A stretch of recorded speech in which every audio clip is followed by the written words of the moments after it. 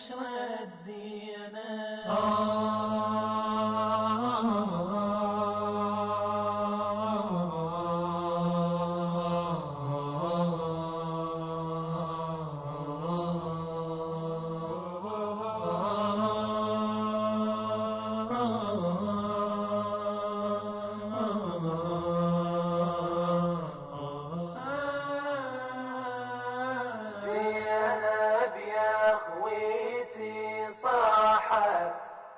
جينا من اليسور جينا ما تدرون بيحال ريحنا وبيشرى الدينا.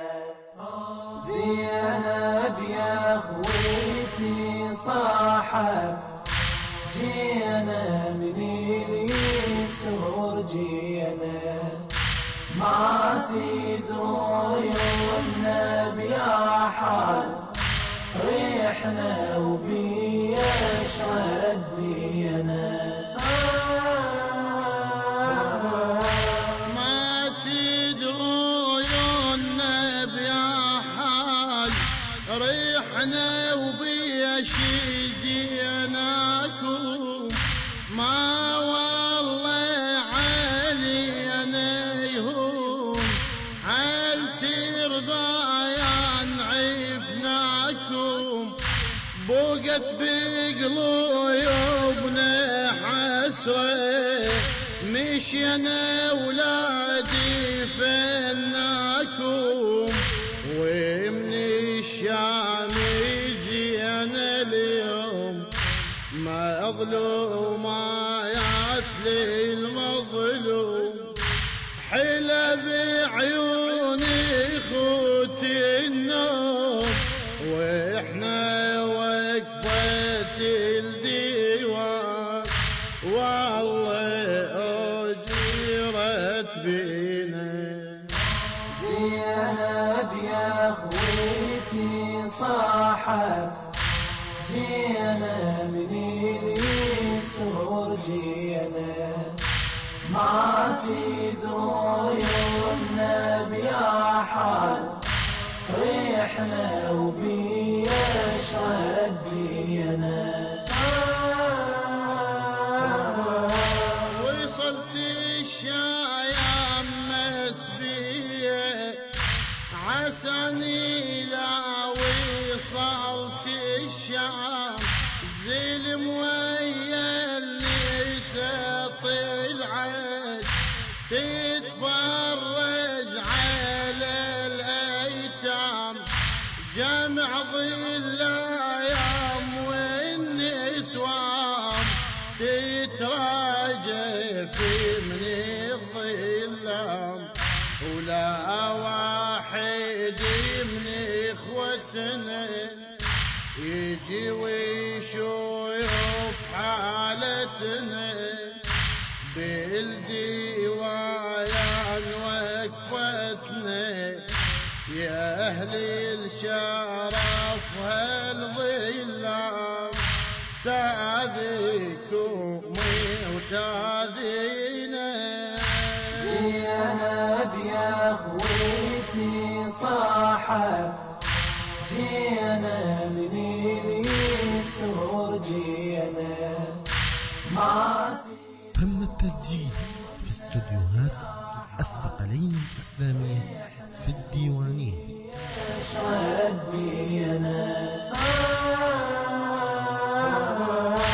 ريدتكم يا اخويتي بالشام تحضروني وتشوفوني بالديوان يا الوليان والشمايات يضمونه وكل واحد من المجلس علينا شابيح عيونه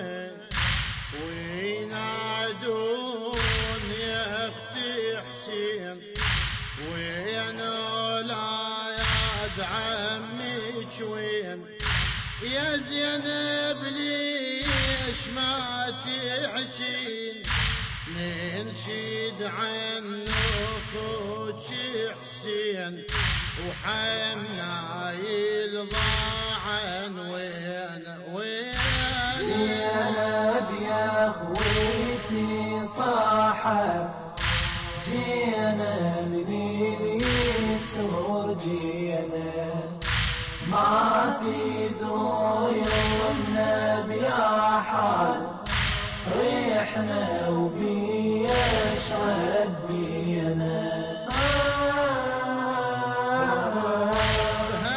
هالساعة صيحت يا حسين يا خويا الشايم هد حالي وصوب قلبي بسامة على يزيد الريج صطبيت وراسك شايم قدامي ويضرب راسك قبالي وهيجنا يا ردلالي صيحت لا تضرب الوالي عسن شلت يمينك لي تضرب رايا سوالينا زينب يا خويتي صاحت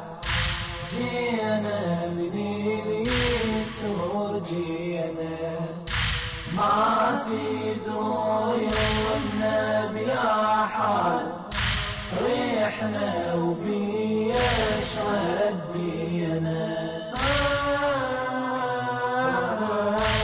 جيناك وتمنيناك حيوي تشوف بعيونك تشوف شلون يتهاون على قبرك نساوينك وتقيل لي يا خويا شحال بين عيالك وبينك ما نختك المظلومة وعيالك المهضومة نمت عنهم فرد نومه شقولي نسيت يا ابن امي عزيزة قلبك سكينة سكينة زينب يا خويتي صاحت. المنتج والموزع الوحيد لهذا العمل تسجيلات أحباب الحسين. ما تدروا يومنا بيا حال ريحنا وبيا شردينا لا والله اعتذر ما اقول اخويا حسين انسانه اخويا الشرف والغيره وحب الخدير من شانه لكن صاير ذاك الصعب وبهالحياة الخلانه اخويا ومالي ووجيده وللذيل ما يمد ايده اخسى العدو تهديده اخويا بمهجته ضحى بعياله لاجل دينه زينب يا خويتي صاحت جينا من سور جينا ما تدروا يومنا بيا حال ريحنا وبيا شرد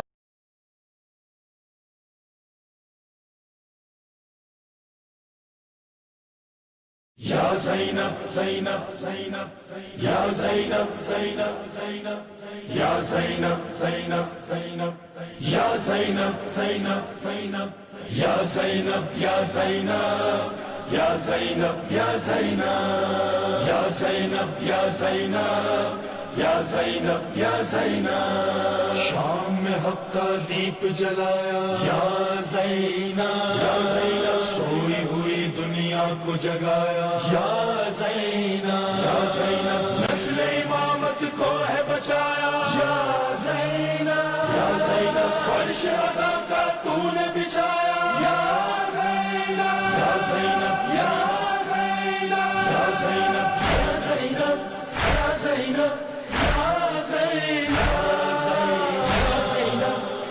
زینب یا زینب حسن یزیدی تو نے ڈھایا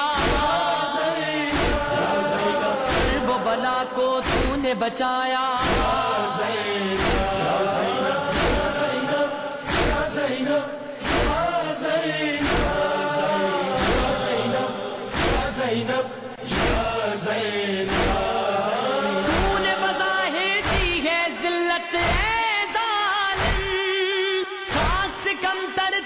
حکومت ہے ظالم دی ہے ہمیں اللہ نے عزت ہے ظالم نبی نے سر نہ جھکایا یا زینب خطبے سے ظالم کرایا یا زینب یا زینب یا زینب یا زینب یا زینب یا زینب یا زینب خالق کیا آئے تو ہے سمجھتا دام اجل ہے پھیلائے پھر کے تجھ کو کرب و بلا میں ہم لائے تو نے جب خطبے میں بتایا یا زینب ظالم یہ سن کر گھبرایا یا زینب یا زینب یا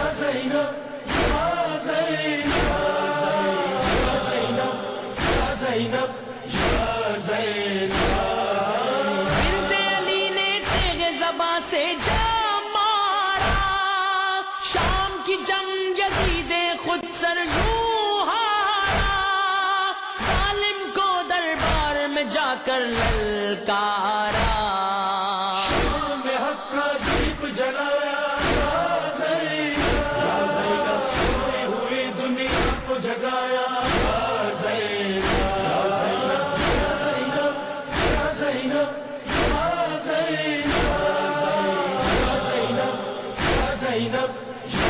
زینب سے سارے پردے اٹھائے خطبے نے اندھوں کو بھی چہرے دکھائے خطبے نے ظالم کو مارے تماچے خطبے نے نظروں سے ظالم کو گرایا یا زینب شیرہ فاسق تو نے بتایا یا زینب یا زینب یا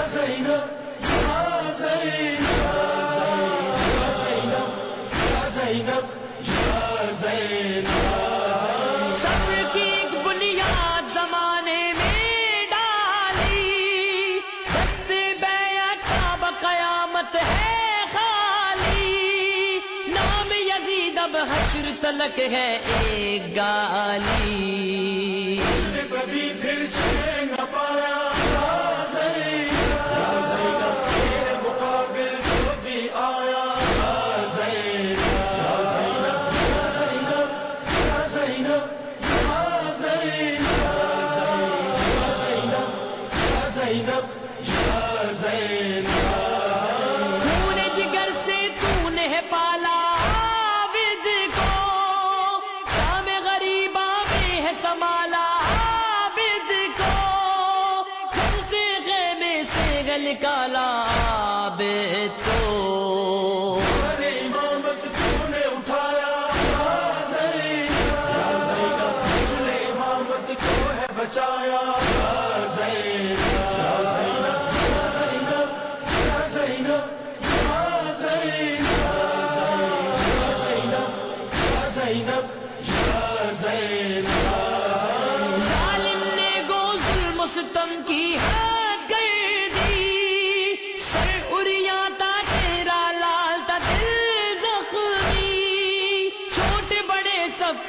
گلے میں ایک رسی تو نے اتنا دلایا یا زینب جی نے بھی سر نہ جھکایا یا زینب یا زینب یا زینب یا زینب یا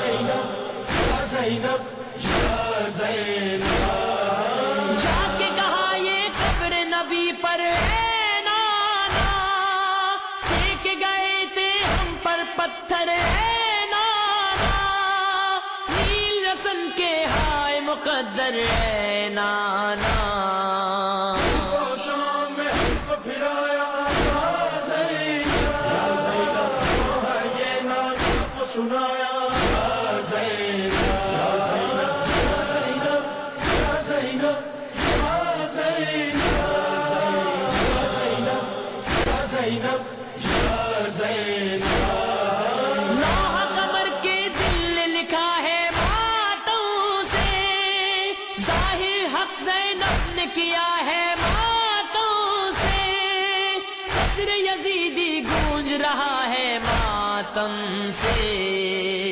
میں چراغ صبر جلایا یا زینب عرش عزا کا تو نے بچھایا یا زینب یا زینب یا زینب یا زینب یا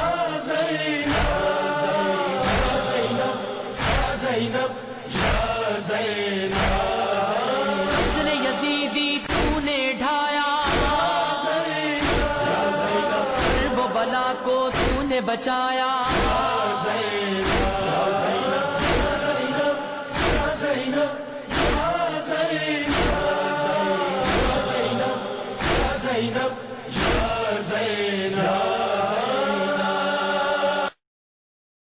هل من ناصر ينصرنا هل من ناصر ينصرنا هل من ناصر ينصرنا يا زينب يا زينب يا زينب يا زينب لبيك يا زينب لبيك يا زينب لبيك لبيك يا زينب آ رہی ہے روزہ زینب سے ہر من کی صدا آ رہی ہے روزہ زینب سے ہر من کی صدا گھر گئی ہے شامیوں میں پھر سے آل مصطفیٰ وقت رونے کا نہیں یہ وقت ہے لبیک کا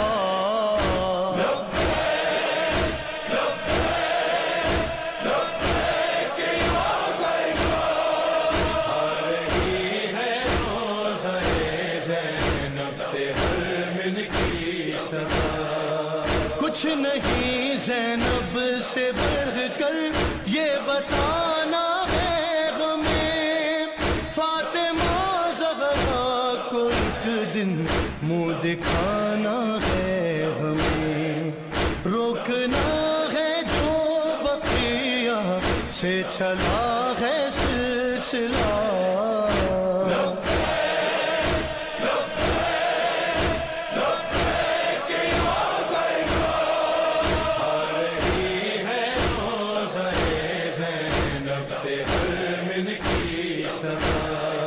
رونے والے کربلا پر اس کے دل کی آس ہے ماتمی اس کی نظر میں بازوئے عباس ہے مان رکھنا ہے ہمیں اب خواہر شبیر کا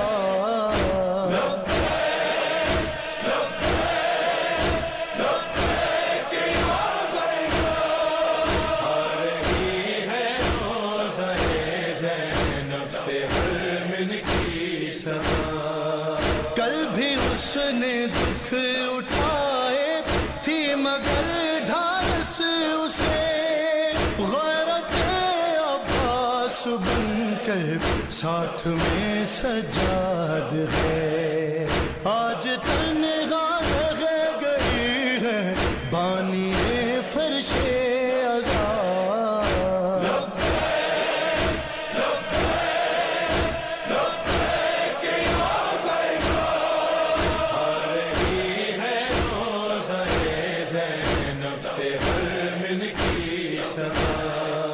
کہتے ہوں گے شاہ سے عباس یہ روتے ہوئے، میں کٹے ہاتھوں سے بھی لڑ لوں گا فوج شام سے.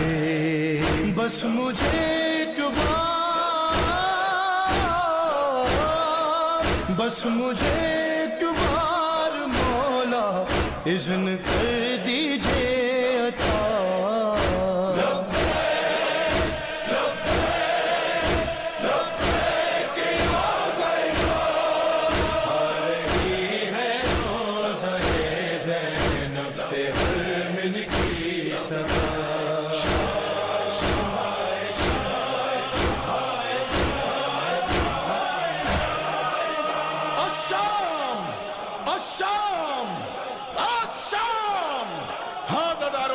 یہ وہی شام شہر ہے جہاں 1400 برس پہلے محمد کی بیٹی جب کسی مسلمان بستی کے آگے سے گزرتی تھی تو آواز دیتی تھی، مسلمانوں میں تمہارے نبی کی بیٹی ہوں، مسلمانوں میں فاطمہ زہرا کی لخت جگر ہوں، مسلمانوں میں علی مرتضیٰ کی بیٹی ہوں.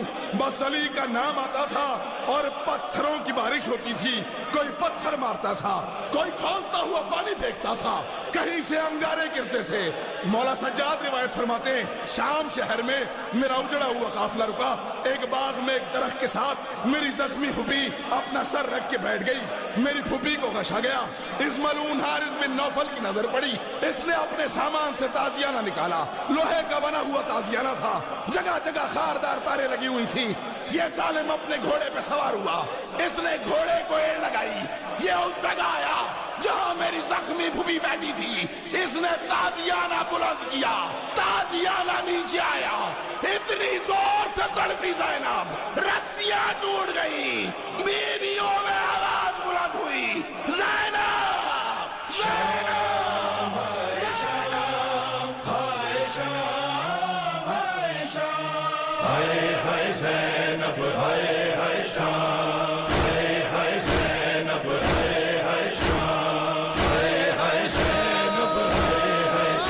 چلنے کی جو عادی نہ تھی، پیدل وہی میلوں چلی. درے کبھی پتھر کبھی، درے کبھی پتھر کبھی، کھاتی رہی بنت امام.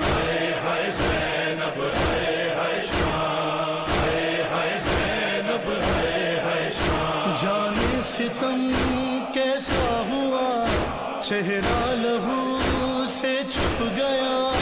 بنت علی سے باپ کا، بنت علی سے باپ کا، لیتے تھے شام انتقام.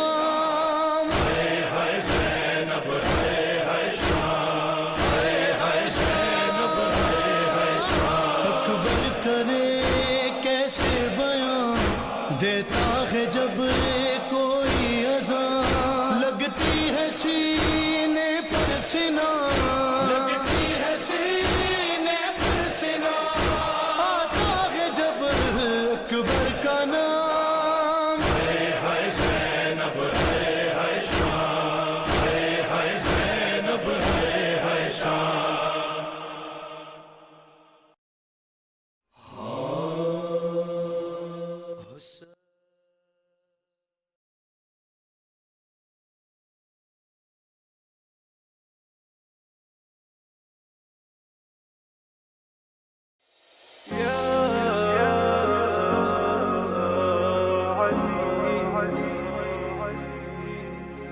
نادي علي المظهر العجائب، تجده عونا لك في النوائب، تجده تجده عونا لك في النوائب كل هم وغم سينجلي بولايتك يا علي يا علي.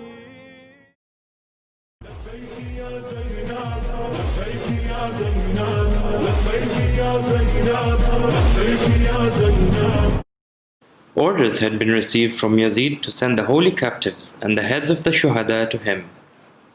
A group of men were ordered to mount the heads of the shuhada on spears and display them wherever they went. The women and children were put on camels without saddles. It was going to be a very long, rough and painful journey from Kufa to Sham. Imam Zainul Abidin was bound in chains. It is said that seeing the condition he was in could make anyone's skin shiver. There were several cities which they would pass along the way. The leaders and people of some of these cities were happy to let them through. Some even decorated their cities in celebration and provided the soldiers with food and drinks. On the other hand, there were others who didn't allow the caravan to enter, knowing they were carrying the holy head of Imam Hussein alayhi salam. The caravan of the holy captives finally reached a place called Halab. Halab was famous for a sparkly brown metal called copper. This metal was found inside a special mountain called Jabal Joshan. Every day, the people who lived in Halab would go to this mountain and take out some copper. Then, they would send it to lots of different cities so that other people could use the copper to build things. It was a very important mountain as it was the main source of the city's income. When the caravan of Imam Hussein stopped in Halab, they rested on this special mountain. At that time, one of Imam Hussein's wives was carrying a small baby in her tummy. She needed to eat food and drink water so that her baby could be strong. But when she asked the guards of Ibn Ziyad, "Oh guards, please can I have a little bit of bread and some water?" the guards shouted at her and said, "No, we will not give you any food or any water." The women must have remembered Hazrat Abbas at this time. When he was around, their every wish was fulfilled. They must have looked towards his beautiful face which had been tied to a camel and cried out in sadness. How hard must it have been for the wife of Imam Hussein to know she could not protect her unborn child. Sadly, she could not keep her baby strong and he died in her tummy. Lady Zainab and the women together dug a small grave and named the baby Muhsin ibn Hussein. This story was so sad that it damaged the special mountain, and the special metal lost its usefulness. The people could no longer take advantage of it. After the caravan left Halab, the next stop was a city called Qinasrin. There was a Christian monk living there, and he saw the caravan of Imam Hussein. There was a shining light coming from the caravan that was going towards heaven. He was so surprised and walked towards the caravan. He noticed that the shining light was coming from the head of Imam Hussein, which the guards of Ibn Ziyad were holding. He asked the guards, "Where have you come from?"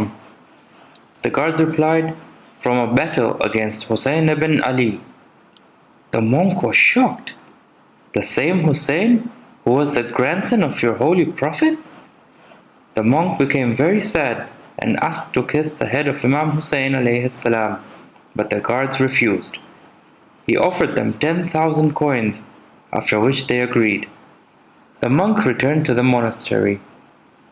He spoke to Imam Hussein alayhi salam's head. "Who are you?" To which a reply came from the holy head. "I am the grandson of Muhammad, the son of Ali and Fatima. I was thirsty and killed in Karbala." The monk pleaded, "Help, save me on the day of judgment, O Hussein."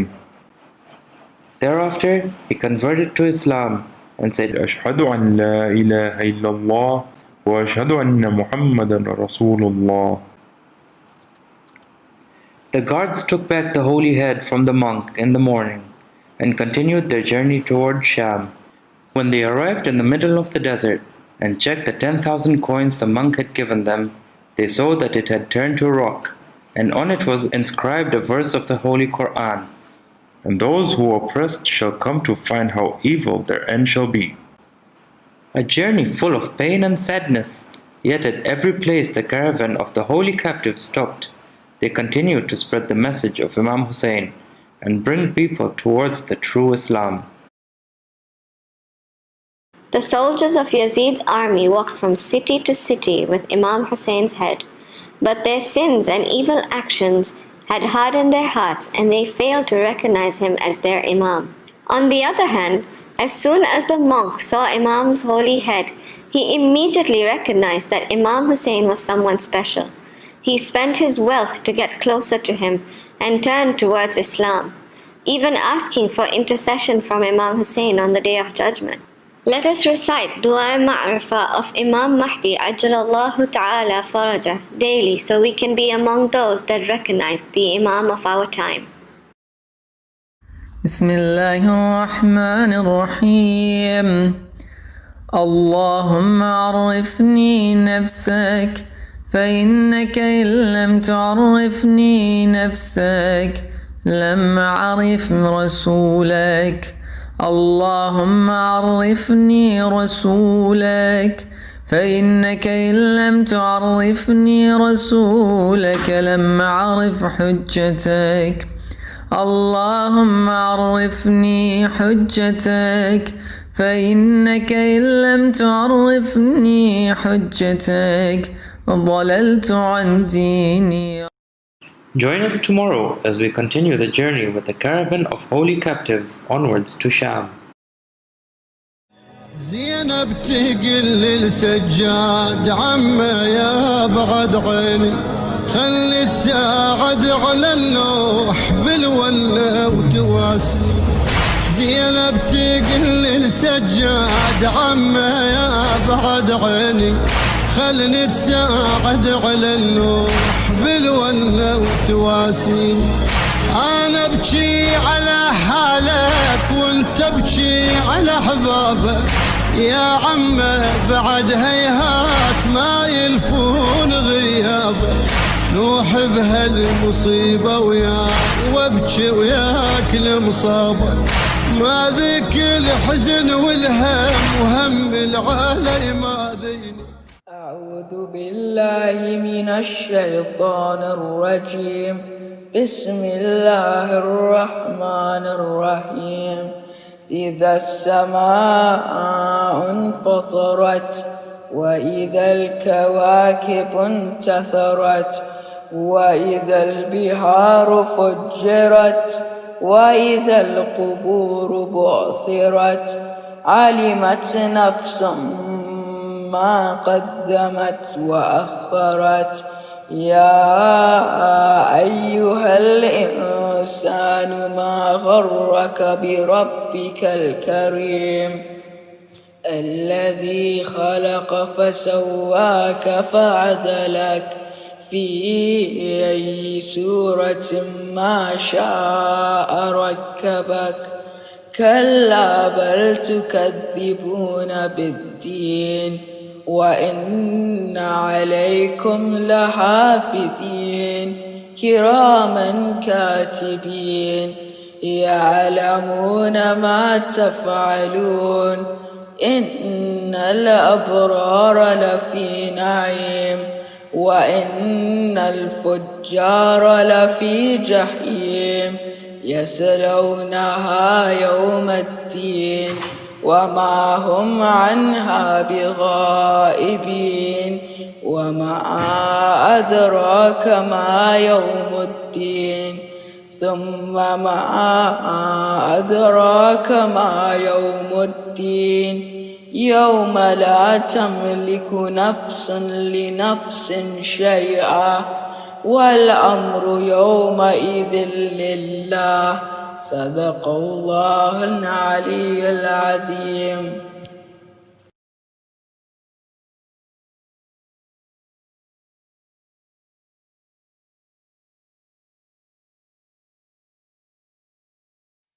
تو اگر ہوتا تو ایسا نہیں ہوتا غازی، تو اگر ہوتا تو ایسا نہیں ہوتا غازی.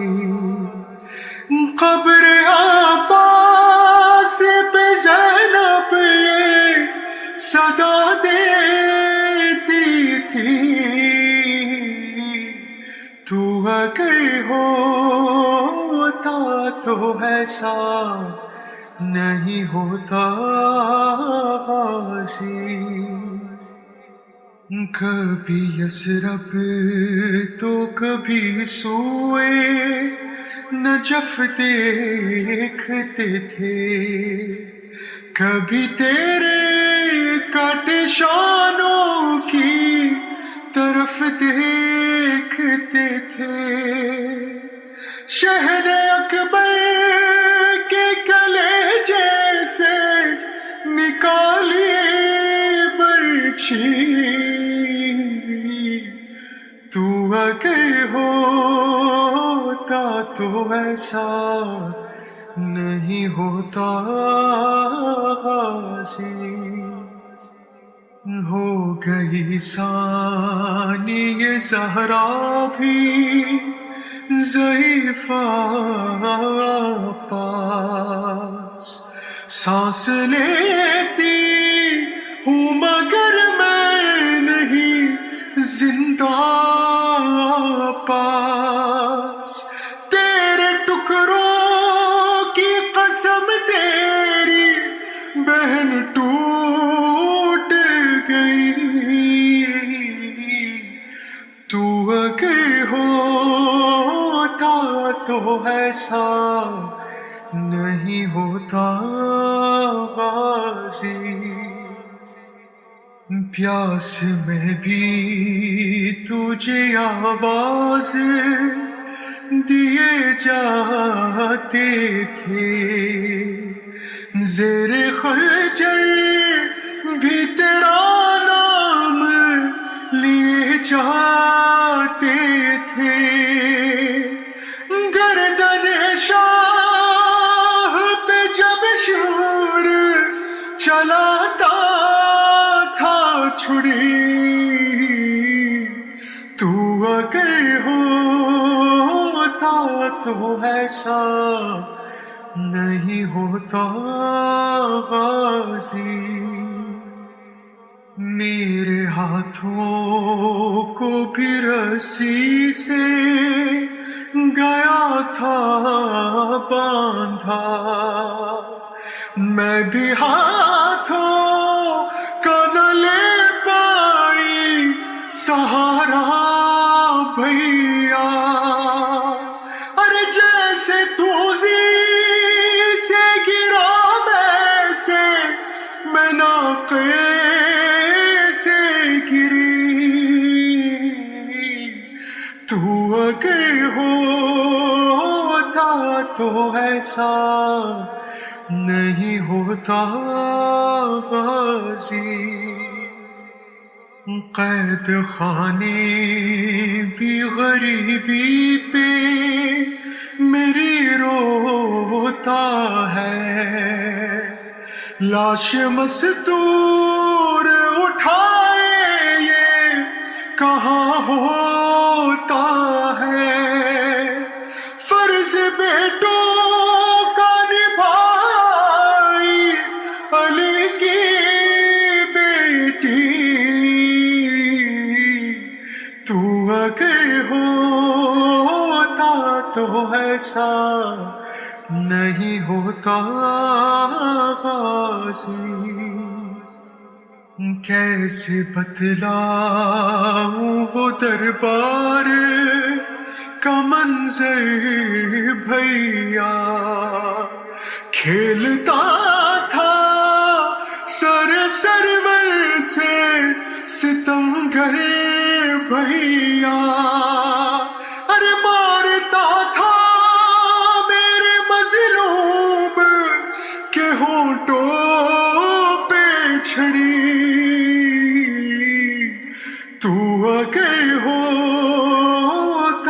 تو ایسا نہیں ہوتا غازی،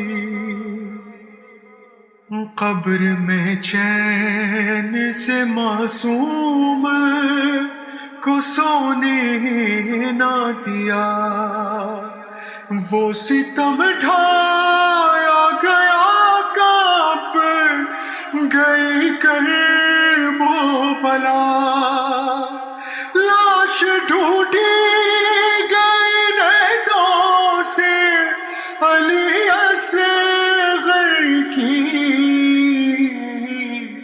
تو اگر ہوتا تو ایسا نہیں ہوتا۔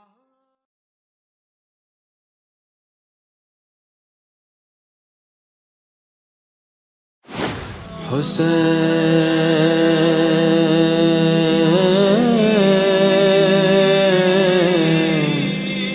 یا حسین،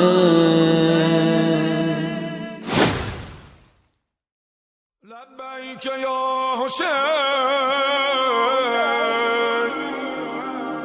لبیک یا حسین، لبیک یا حسین، لبیک یا حسین، لبیک یا حسین، لبیک یا حسین، لبیک یا حسین، لبیک یا حسین۔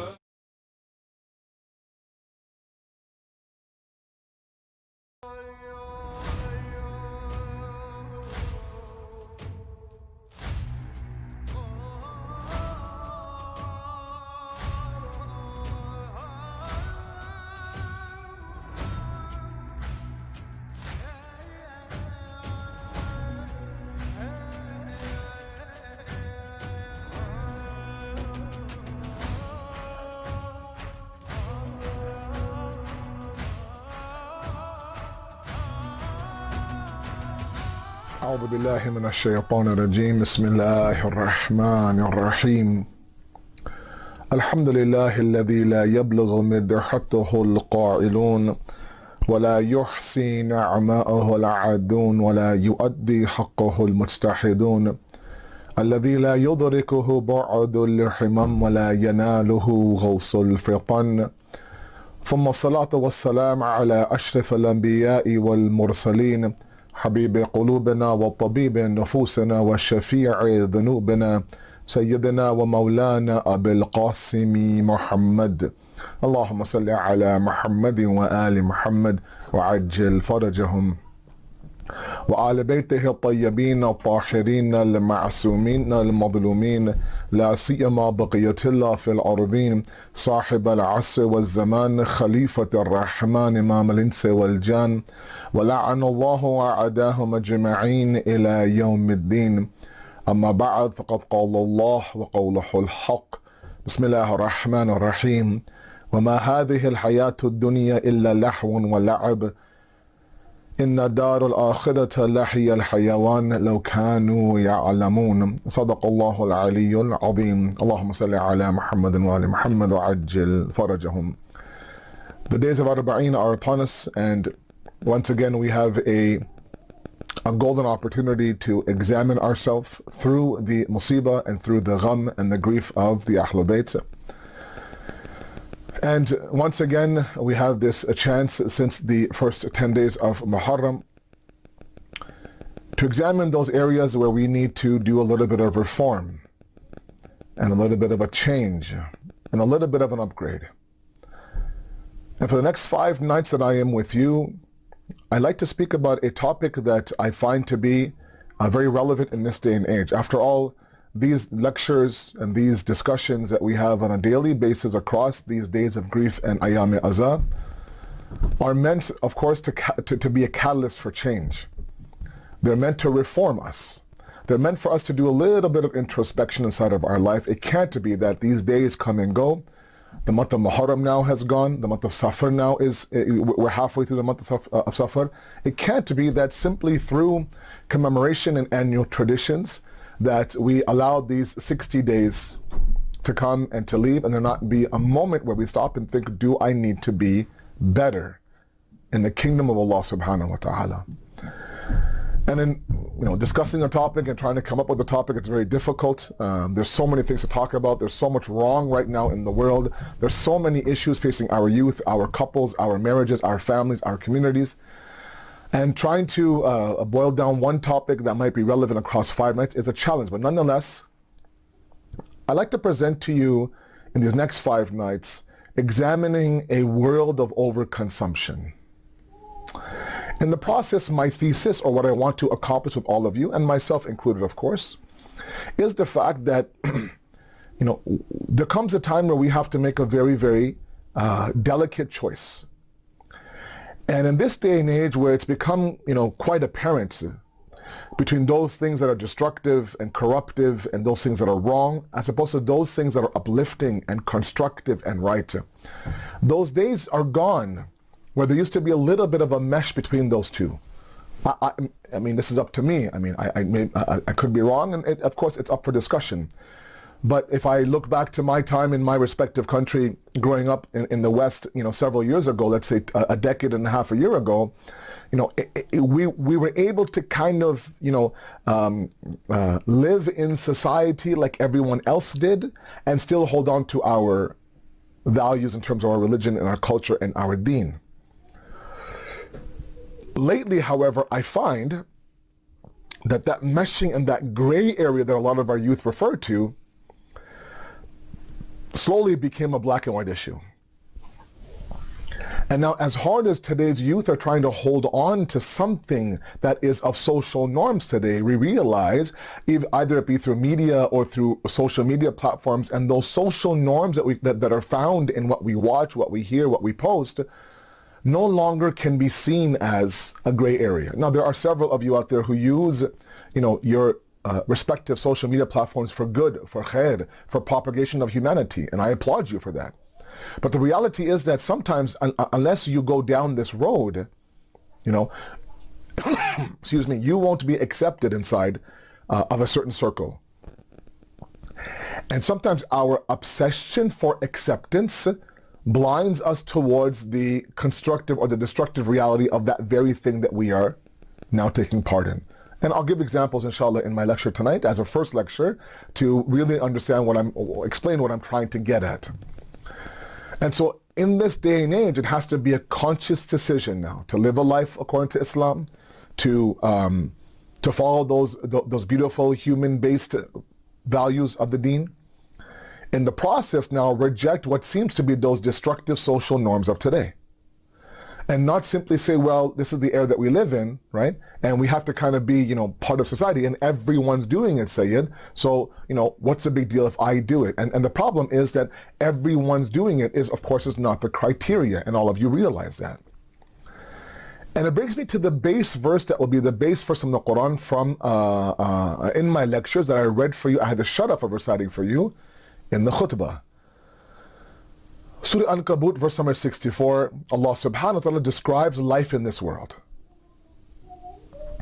He says, وَمَا هَذِهِ الْحَيَاةُ الدُّنْيَا إِلَّا لَحْوًا وَلَعَبٌ. This world is nothing but lahwi, and it's la'ab. Now, if I had time, I would describe each term carefully, but I don't have the luxury of having 10 nights with all of you. I only have 5 nights. Even that, a lot of it is musibah in terms of Arbaeen.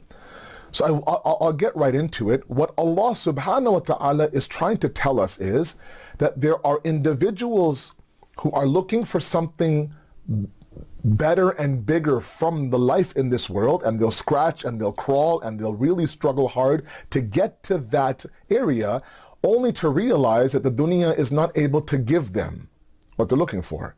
Be it contentment, be it sukoon, be it pleasure, be it true happiness. Inshallah, in a couple of nights we'll talk about what true happiness is in Islam.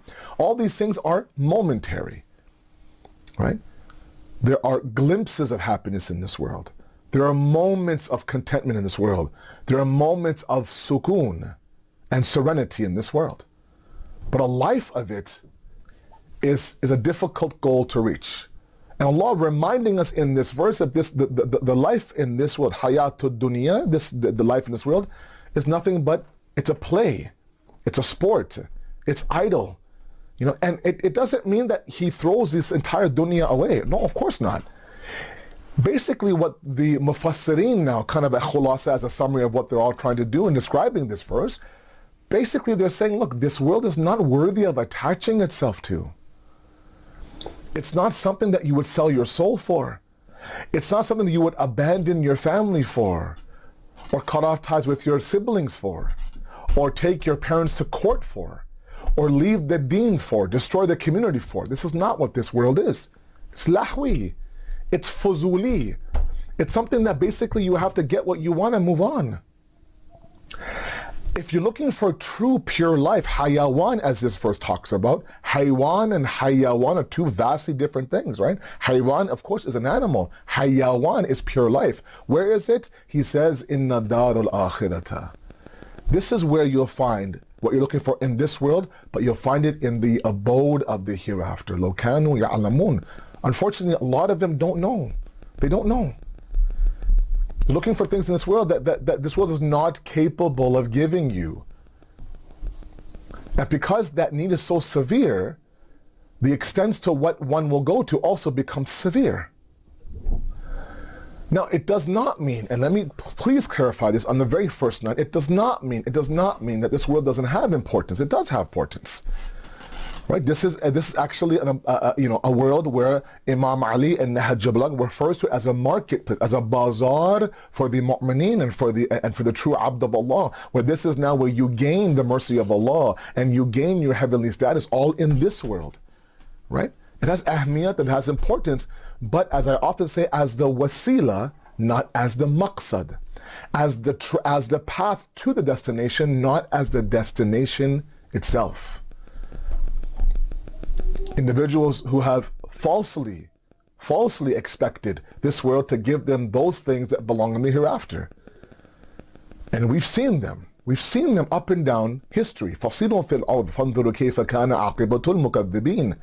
The Quran now challenges, invites us, travel the earth, walk the land, open your eyes, look at the aqibah, look at the ultimate destiny of those who have denied Allah. You've seen people who have wrongly now expected or have wrongly created their expectations of this dunya. Only when they believe that those expectations have been met, there's still a gaping hole inside of them.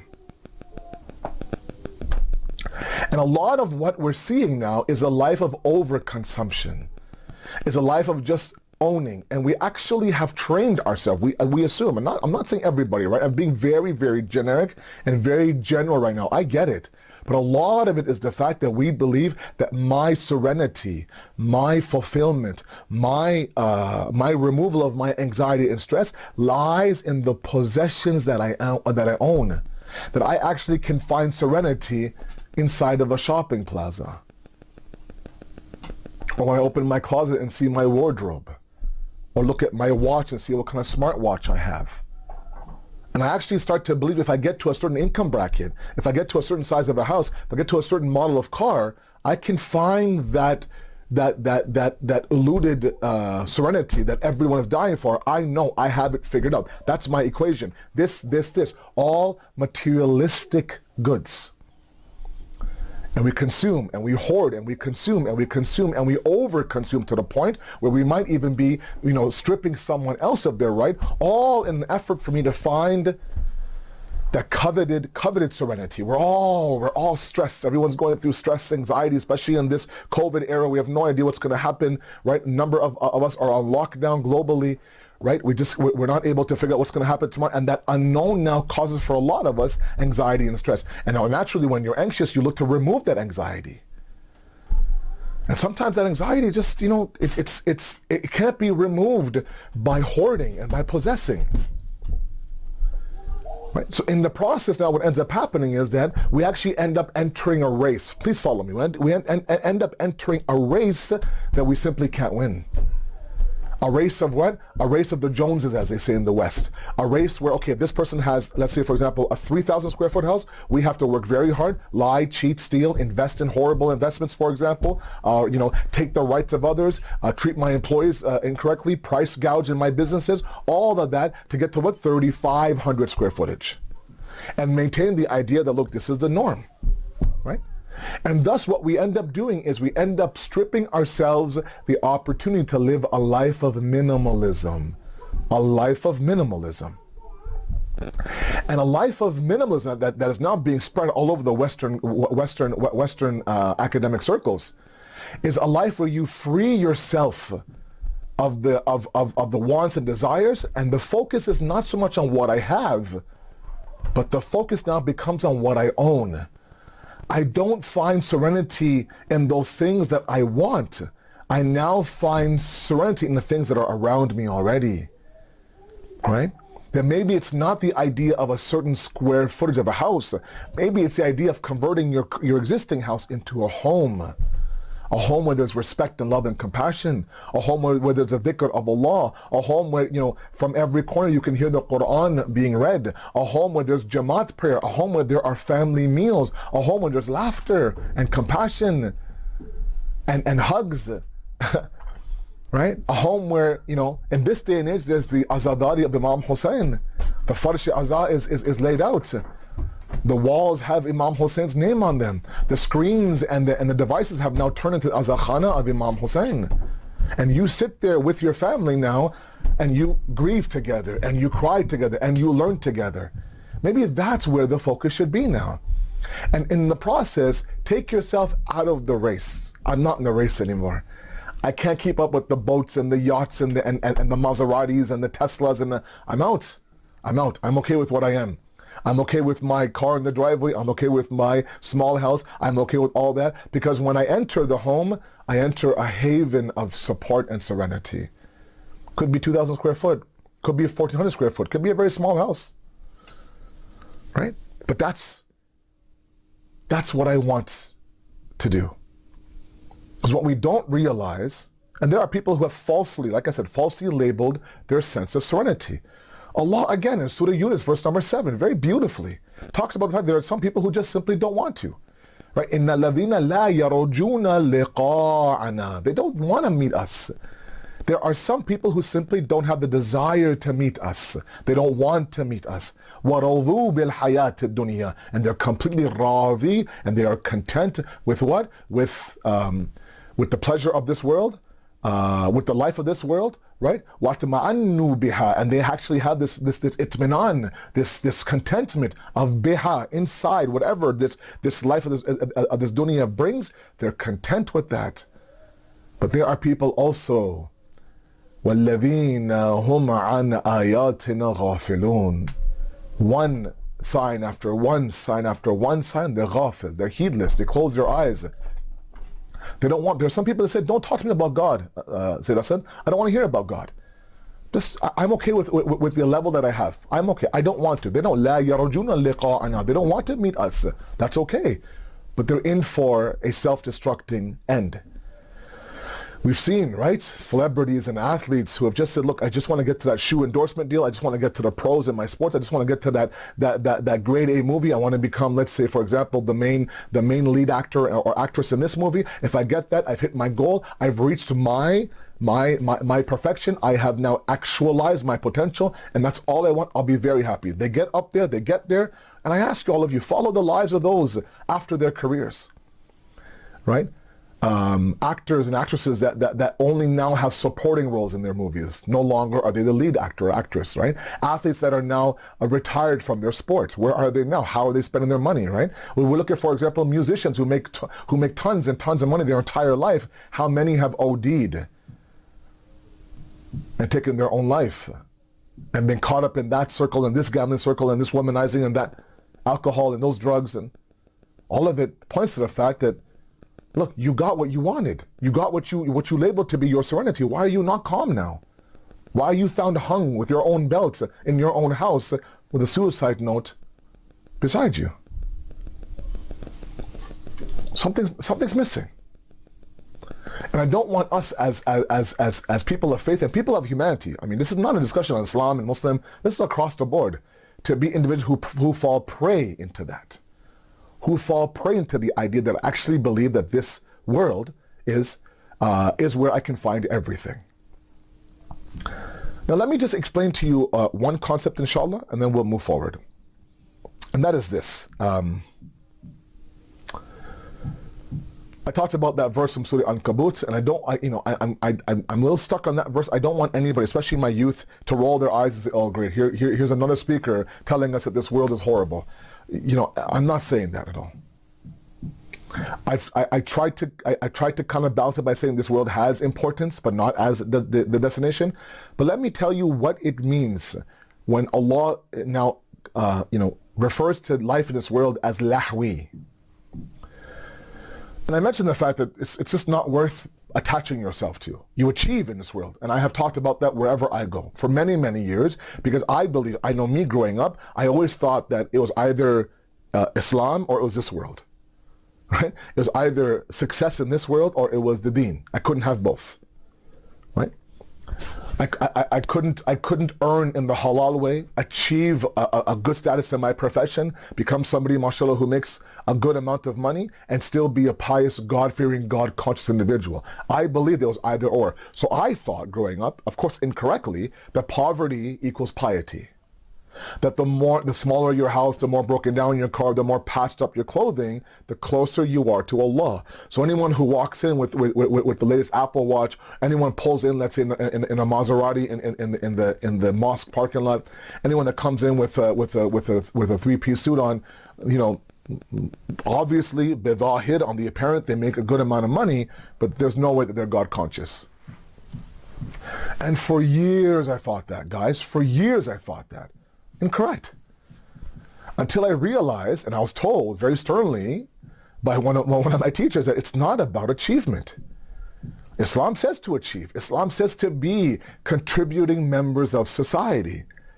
Right? There's nothing better that I want than today's youth to grow to be 15, 20 years, to be a leading surgeon in their hospitals.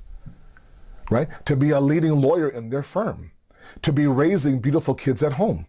To be a professor, let's say, in a university. Educating the world, right? Achievement is there, provided we do it through the proper halal means, obviously. But the achievement isn't the issue. Where Islam draws a very thick red line is not in the achievement in this world, it's in the attachment of this world. And that, in essence, is what Allah says, lahwun wa la'ab. It's idle sport, and you'll grow out of it eventually, right? Now, sometimes it ends up happening, and a little bit of a side note as a parenthesis, I don't want to steer off my topic. A lot of my youth ask me that, why do I have to go through so much struggles? I watch my parents in their whole life, I've seen nothing but struggles, right? Individuals have told me that, my mom is a great woman, but she suffered her whole life, right? My husband's a great guy, but every step of the way is so hard. Right? We try so hard to be God conscious as parents and as couples, but everything, Milana, is so hard. We look at other couples, they don't care about the deen and they're flying through life. Right? Why does God not like us? Why is there a target on my chest and God keeps hitting that target over and over again? Right? And while there is a whole ashra that's required on hardships and mushkilat and tribulations, one point I want to make here that's marbut and connected to this verse of Surah Ankabut, and that is that sometimes the immediate result of a hardship in this world is that bit by bit, slowly, the dunya unveils itself to us, shows its reality. Okay? This dunya has mastered the art of distraction, has mastered the art of test, right? It becomes a successful dunya when it takes a believer from the path of Allah and distracts them on different paths, right? A world living a life of overconsumption, avoiding a life of minimalism, is a life of distraction. Your entire focus is work, work, work, get to the point where I get to that square footage. I get to that model of car. I get to be able to travel to this destination, right?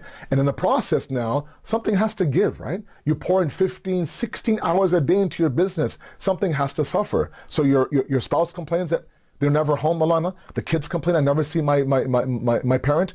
The community says that he stopped coming. It's God says, where are you? But all of that now, you say, look, this, they'll always be there, Malana. I'll come back to them. Let me just do this first, right? In the process now, what ends up happening is you're feeding a beast inside of you that never quite is full. It's never truly full. The more you feed it, the hungrier it gets. So we think, oh, let me feed this desire I have, right? Let me feed it this house, thinking that, okay, it's going to stop wanting food, and then I can focus on God, the community, my family, my parents, my kids. And what we fail to realize is the beast that you're feeding is never truly satisfied. We have to be okay with leaving it hungry. And in the process of which, we have this idea of every struggle, every hardship, a diagnosis, a divorce, a miscarriage, God forbid, right? Losing my job, for example. My children are off the path. My marriage is on the brink of divorce, right? I lost all sorts of problems now. Why? And there's so much falsafa about it, so much philosophy about it. One of them is the idea that Allah subhanahu wa ta'ala, through this hardship, that hardship now unveils a little bit of the dunya.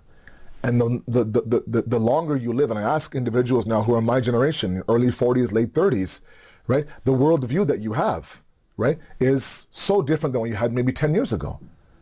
Because this world comes in with all of its problems and forces you to think this way almost, and unveils its ugliness to you with every hardship.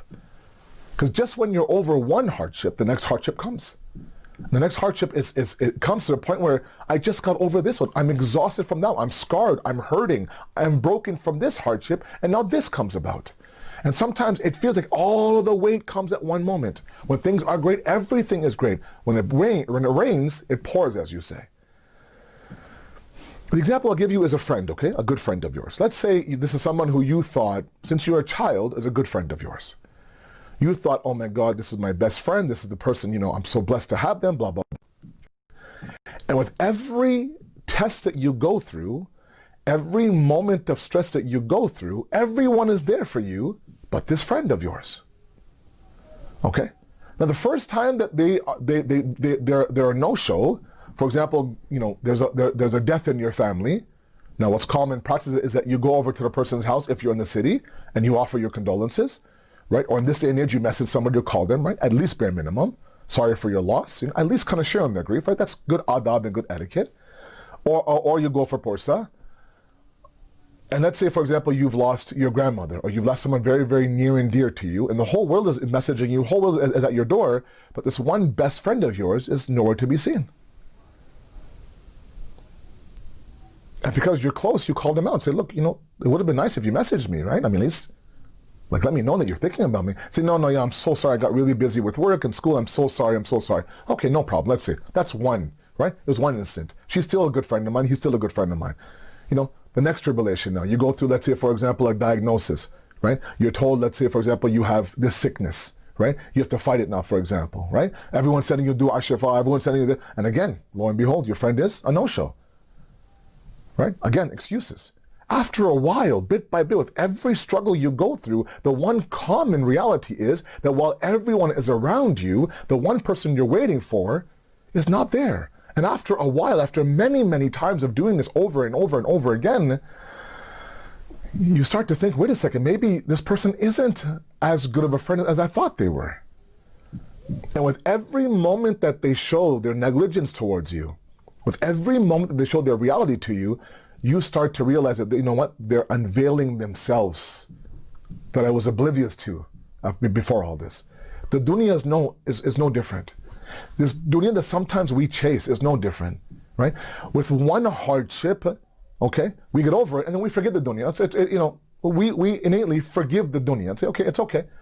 Let's go back to being serene and calm and luxurious. Oh my God, heaven on earth, blah, blah, blah.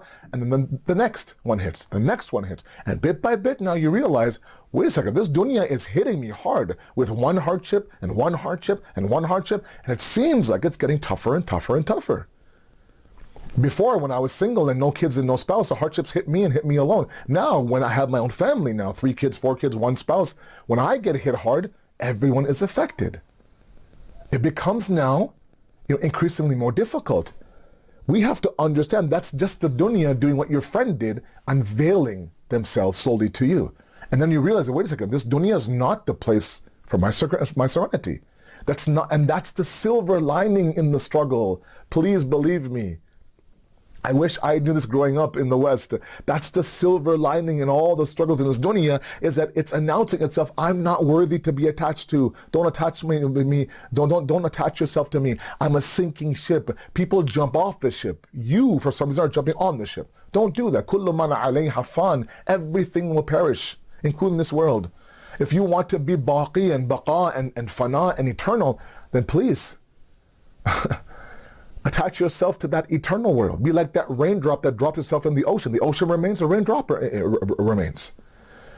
But when we live a life of consumption, overconsumption, we announce ourselves that, look, I'm trying to build my heaven in this world. And this world can't hold, doesn't have the capacity to give you the heaven that you're looking for. Imam Rada alayhi salatu wasalam says, this dunya is a bridge. You've seen a bridge, right? And, you know, there are different levels of bridges, but those bridges that say the wooden planks that say that allow you to cross from one area to another, he says this world is like that bridge. And you don't build homes on bridges. You don't. Why? Because the bridge can't carry the weight of that house. It wasn't meant to carry the weight of the house.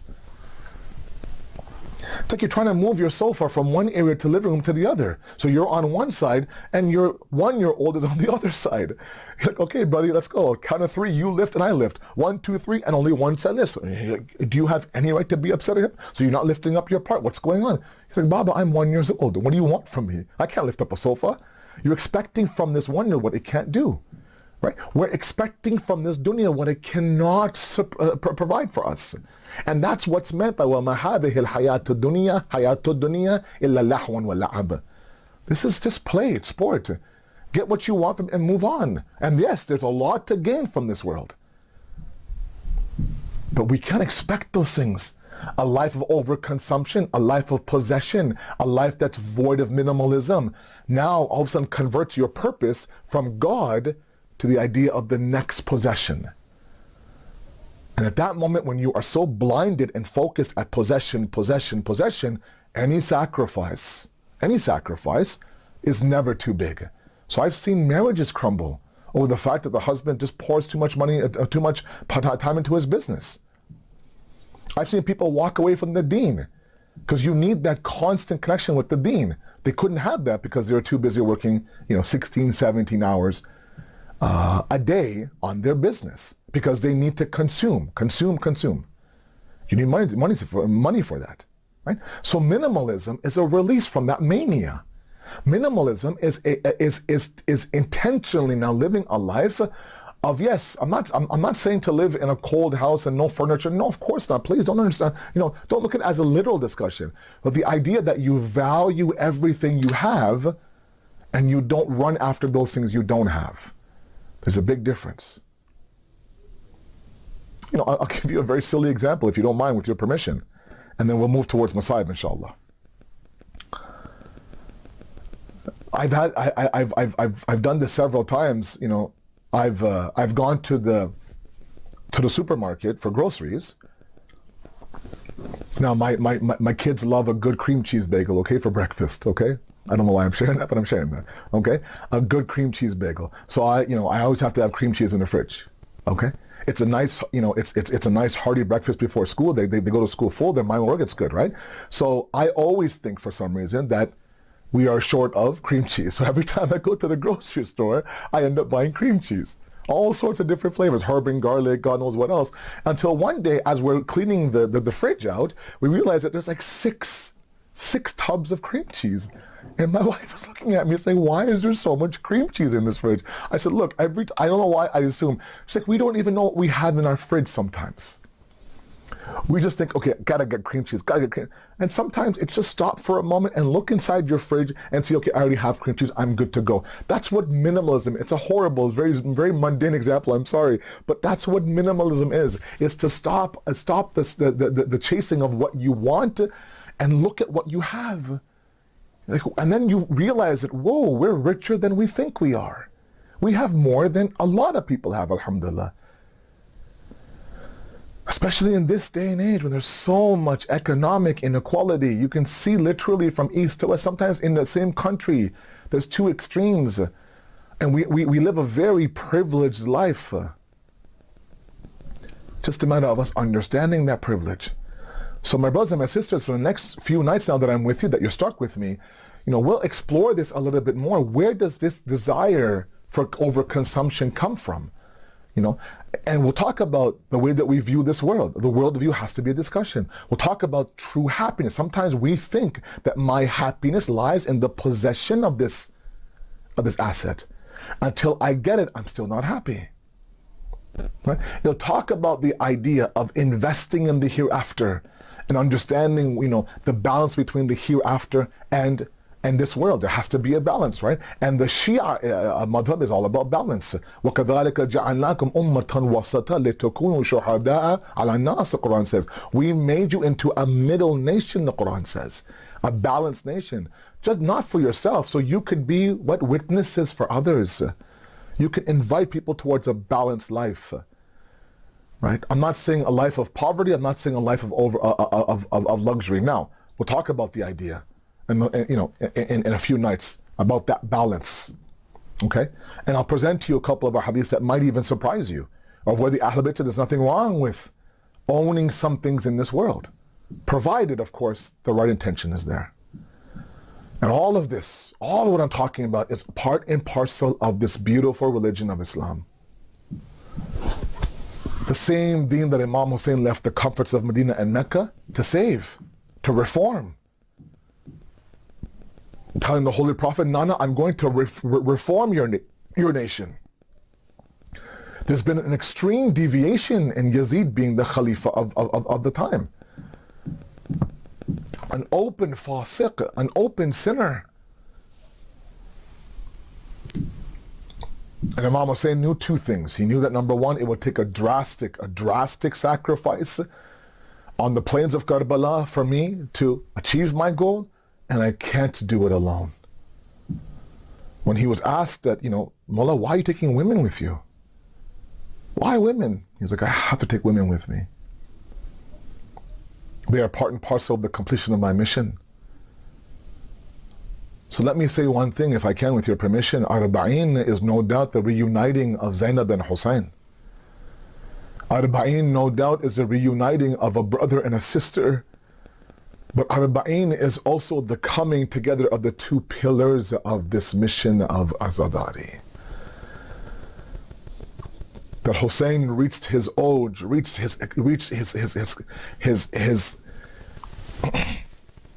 his summit of the pleasure of Allah on the day of Ashura. Irji'i ila rabbiki radiyatan mardiya. Come back to your Lord where Allah is radi with you and you are radi with Him. But he wasn't alone. Zainab went, conquered Sham, took the courtyard of Yazid and flipped it on its head and came back to Karbala. I find it ajib that when Imam Sajjad is asking Bibi Zainab, Papi Amma, they're asking me that in your freedom, do you want to go back to Medina or go back to Karbala? Emphatically, she says, take me back to Karbala. I want to go see Imam Hussein. Yes, a sister misses her brother, but maybe she wants to tell Hussein that Bhaiya, I didn't let you down, Bhaiya. I didn't disappoint your mission, Bhaiya. I took this mission and everyone with it towards Kufa and Sham. I delivered that khutbah. I came back and I completed your mission. Maybe with a sense of pride, a sister now comes to the grave of her brother and says, look Hussein, look Bhaiya, it's Zainab. Your Zainab is here. I came after conquering Sham. It's that same Zainab. Now understand for a moment that when Imam Ali would leave Kufa, and take his family with him, he would purposely wait for the sun to set to re-enter Kufa after his trip, just to make sure that not one single person now would lay their non-mahram eyes on Zainab. The same Ali now would sit there and tell Hassan and Hussein when he was struck with the sword of Ibn Muljim, that tell these people to go back, Baba, they're your Shias, Baba, they're the yatim, Baba, they love you you very much. I know they love me, Ya Bunayya. I know that they care for me, but Zainab is about to see me, and when Zainab sees the blood and the poison, she's going to cry. I don't want these men to hear the cry of Zainab. Ay Mawla, you're so worried about hearing the cry of Zainab. That same Zainab of yours now is taken in the bazaar of Sham, standing in the middle of courtyard of Yazid. Yazid, looking at her in her non-mahram eyes, surrounded by hundreds of men, and alone there she stood, the daughter of Ali, the sister of Hussein. سيعلم الذين ظلموا أي منقلب ينقلبون إنا لله وإنا إليه راجعون. We ask you, Allah subhanahu wa ta'ala, to accept this qaleel ibadat, inshallah. We ask you, Allah subhanahu wa ta'ala, to please accept our gham and our grief, and not give us any grief besides the grief of Ali Muhammad. We ask you, Allah, to weaken the hands of the enemies of humanity, to strengthen the mustaza'afin and the oppressed, all of the world. And finally, Allah, one dua we have is to stand beside our Savior when He comes, inshallah. Wassalamu alaikum wa rahmatullahi wa barakatuh.